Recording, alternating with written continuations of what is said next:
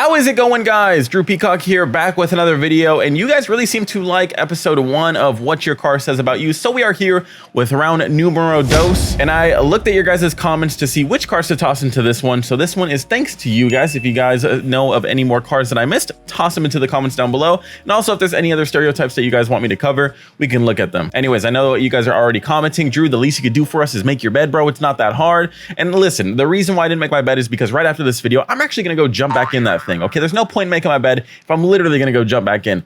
Now, you might also be saying, well, Drew, if that's the case, why do you wipe your ass? And now you're just making assumptions. Anyways, guys, we're gonna go ahead and dive right in with this episode. So let's start out with everyone's favorite shitbox, the 240SX. There's two people who own 240SXs. Well, actually, maybe three. Pro drifters, emo depressed kids, and grandmas. If you're a pro drifter with a 240SX, it's probably a really sick build. It's probably smacked a couple walls in its lifetime, but for the most part, you keep it on the track and you really know what you're doing.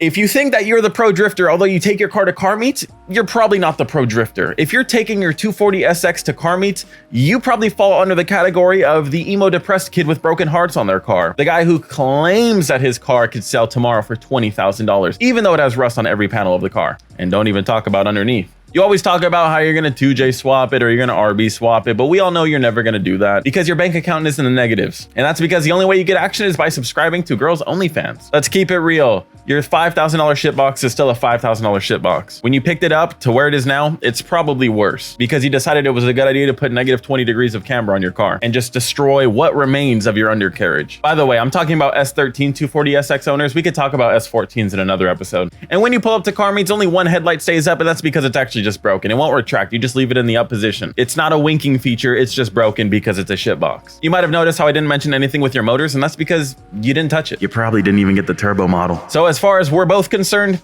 it doesn't matter. Keeping the theme correct with the Nissan family, let's move up a little bit and let's talk about 350Zs, the DEs, not the HRs. If you have a DE 350Z, you might as well not have a 350Z. Nobody cares about it. I know you tell everyone that the motor has potential, but you're not fooling anyone. That oil burning piece of shit is never going to make reliable horsepower. Not only do they sound like garbage, but the 350Z doesn't look all that great either anymore. It's totally outdated. In my opinion, the modern 370Z looks a lot better, but maybe that's just because all of the 350Zs I see around SoCal are just extremely clapped out. 350Z mods, 350. All right, guys, I'm back. I just charged up the camera. It died in the last clip. Sorry, it's totally not the next day, and I totally didn't put on the same clothes to make it look like it's the same day. Anyways, let's continue. If you have a 350Z, you definitely have an Xavier Wolf sticker on the back window, and your top 5 songs on your Spotify, which you don't have premium for, consist of Suicide Boys. Next car is the base WRX, not the STI, but the Raptor I generation. So the 2.0. And if you have this car, I guarantee your most searched history is how to make your little 2.0 sound like the STI 2.5 liter. Spoiler alert, it never will. You just are too stupid to realize that you got tricked into buying what essentially is a boosted BRZ. You know how slow the BRZ is? Yeah, let's take that shitty motor and toss it into a Subaru WRX, a bigger vehicle, and throw a shitty little turbo at it and call it a day. I'm glad that they kind of segregated the WRX and the STI people some more, other than just putting a big stupid wing on it. But we already know you guys got that shit ordered. That's going to be your first mod, no doubt. Other very popular mods for you consist of Cobb stickers, Enki RPF1 wheels, gotta have the offset license plate, that's definitely a must, and of course weather guards. Most people I see in SoCal with base WRXs just stance them out, and honestly at that point, go for it. We obviously could tell you can't afford to build one because you bought the 2.0, so at that point, you're not really hurting anything anyone really cares about. The most aggressive or windy road driving that you guys do is the windy road around the McDonald's parking lot. Those tight, narrow corners, don't take them too quick. The food will be ready. If you're shopping for a WRX and you haven't bought one yet, do everyone a favor, just go get an STI or a 2.5 from an older generation.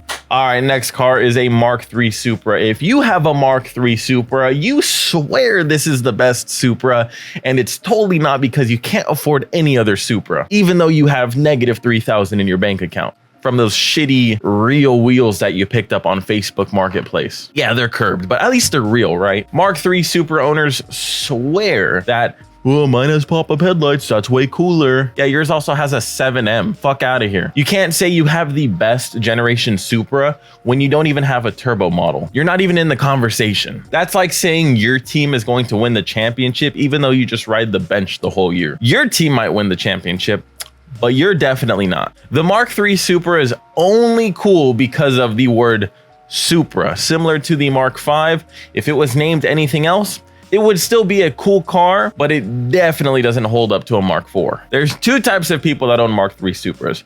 People who are genuinely broke and can't afford anything else, and people who take the cheapest option that will comfortably fit a 2JZ and jam like 1,000 horsepower into it. And if you're thinking you're the second guy and yours only has a shitty exhaust on it and nothing else done to it, but you're planning on 2J swapping in, we've heard your story for the last couple months and we see you going out and partying every weekend. That poor car is going to stay NA for the rest of its life.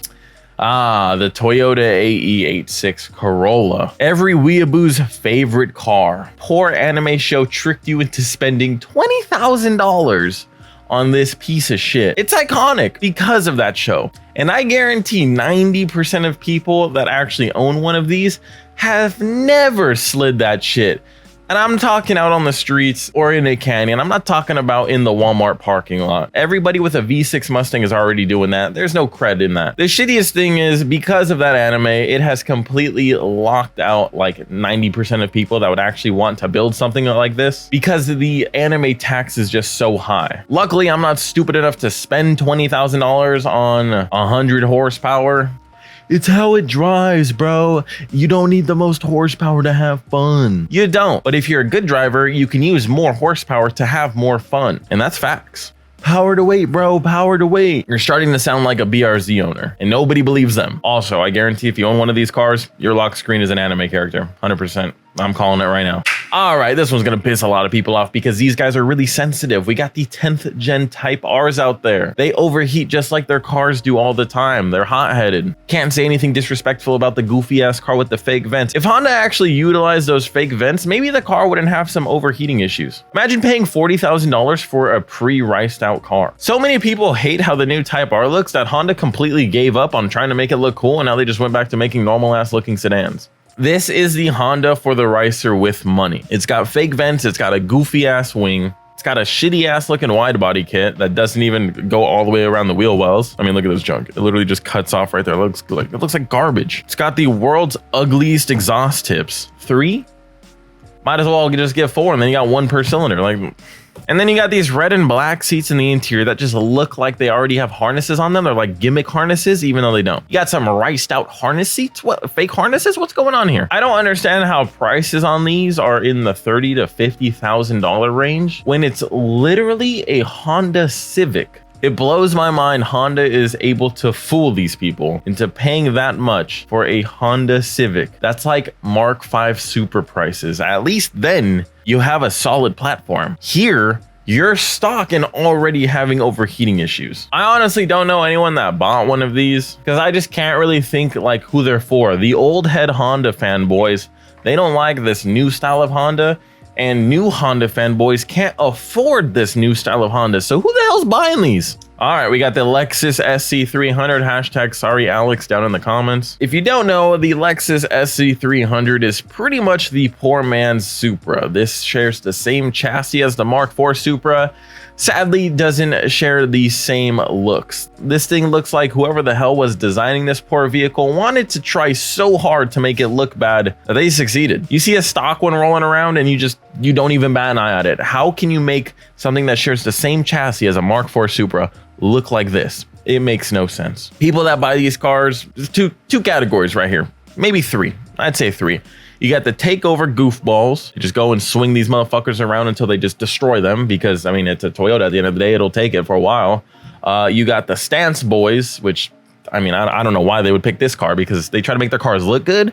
These don't look good. So I don't know why they'd pick this car. I'd just go buy a Sylvia or something. And then you got the hardcore racers because you can easily fit a JZ into this thing. I mean, it comes with one. You can fit a better JZ into it. You can go with a 2J. and just full send it, make 1,000 horsepower and go smoke some people in what looks like a grandpa's car. If you have an SC300, then I guarantee you have Jay-Z in your handle. And when people click on your profile, they are sadly disappointed to understand that you're talking about this car. When people think Jay-Z, this is like at the bottom of the list. It goes Mark IV Supra, Mark III Supra, IS300, then I don't know, anything else swapped with a Jay-Z, and then at the very bottom there's like, you know, bicycle, and then there's SC300. They can look cool, it's just you're going to spend just as much as it would cost to go buy a Mark IV into making this poor shit look cool. Don't be an idiot.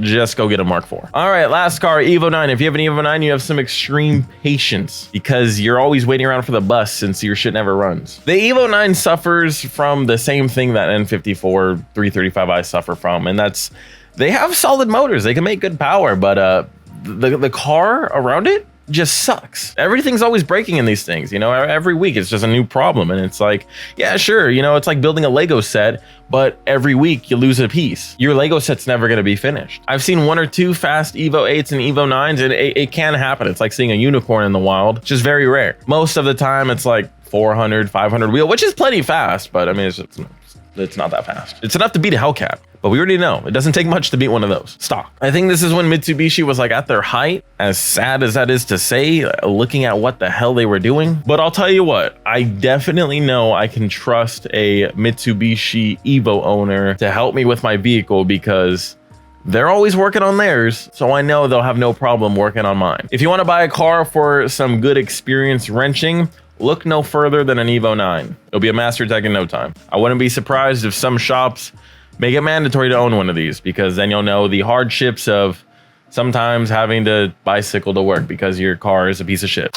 Anyways, guys, that is going to do it for this video. Hopefully you guys enjoyed this video. If you did, please comment down below any that I missed or any more that you guys have.